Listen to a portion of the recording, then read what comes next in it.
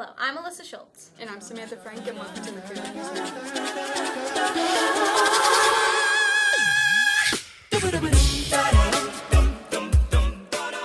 There is a Neon Nights Glow Dance this Friday from 7 to 10. Admission is $3 and will include a refreshment and snacks.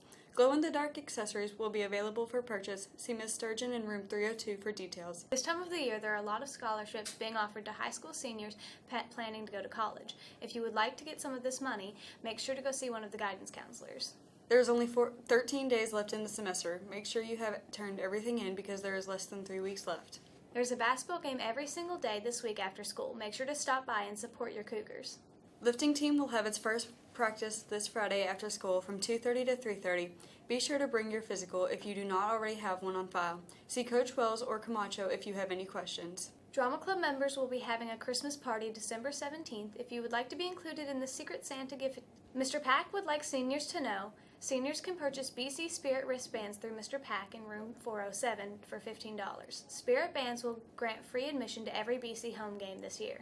If you would like to be included in the Secret Santa gift exchange, please stop by Miss Burton's office sometime this week to add your name to the list. Drawing to pick names will be on Monday and Tuesday for next week, and gifts are limited to $10. Here is Diabetes Awareness Month.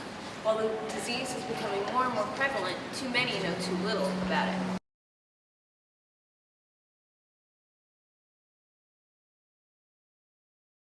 Okay, diabetes is when the body, the pancreas either cannot produce insulin, which is your type 1, and diabetes type 2 is when the pancreas doesn't produce either enough insulin, or the insulin that it does produce, the body is resistant to it.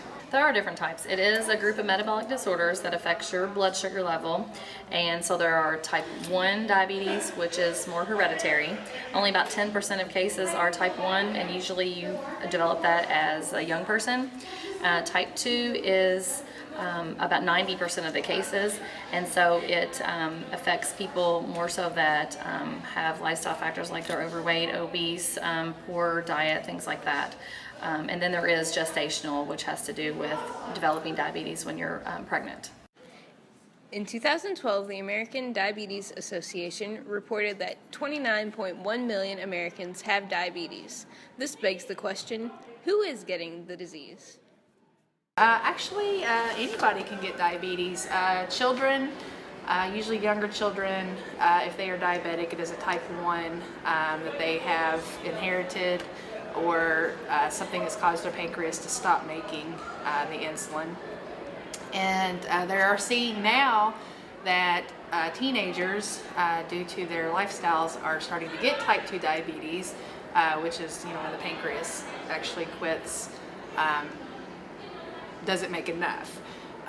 Older people usually are more inclined to get the type 2 diabetes, but there have been cases where type 1, where people have actually stopped, their pancreas has stopped making it in the older. Well, like I said, 10% of the cases are type 1, and so that's hereditary. So if you have that that runs in your family, then you are more likely to get that type. Type 2, if you are overweight or obese, and have a poor level of exercise, then that can put you at risk for developing type 2. What makes life different for the diabetic versus the non-diabetic?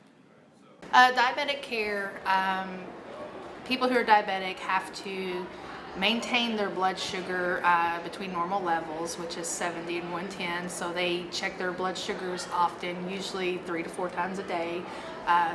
Depending on what their doctor recommends, it would be before meals. Some people check after meals, and they usually check before they go to bed. If they're insulin dependent, meaning that their pancreas does not produce insulin, then they have to take the insulin to transport the sugar.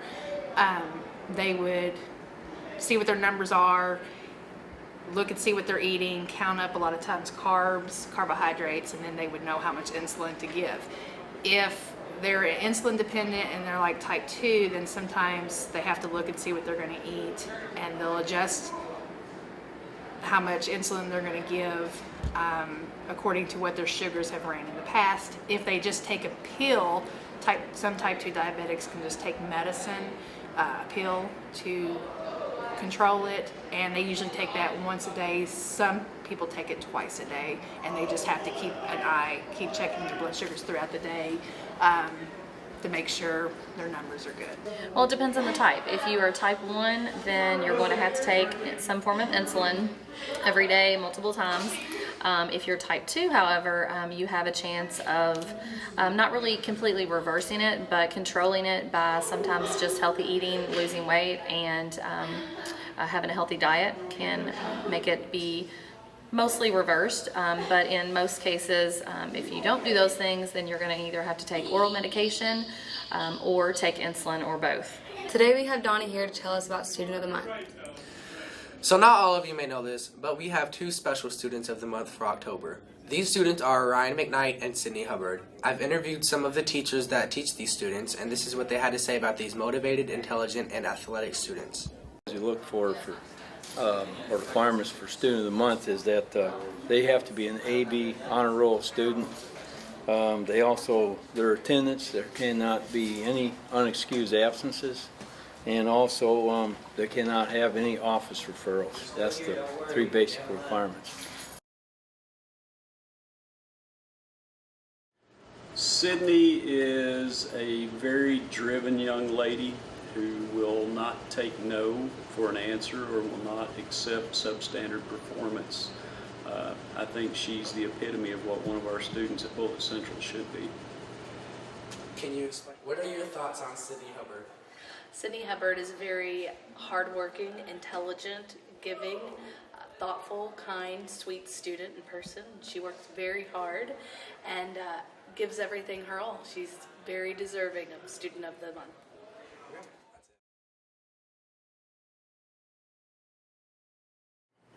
Well, I just met Ryan this year, and as a student, I have him in my chemistry class as well. He just goes above and beyond all the other students I have in my classes. He's an excellent student.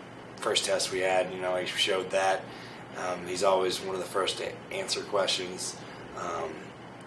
And now that I have him as a wrestler as well, first year wrestling, he's out there working his butt off. I'm just lucky to have him not only as a student, but as a wrestler with that work ethic, with that determination, with that heart. So that's something that, when I saw he was going to be Student of the Month, he is very deserving of that honor.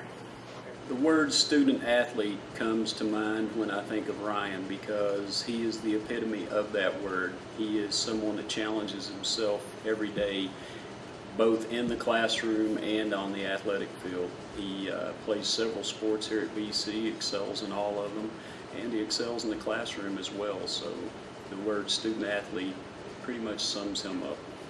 Thanks for watching. Have a nice day.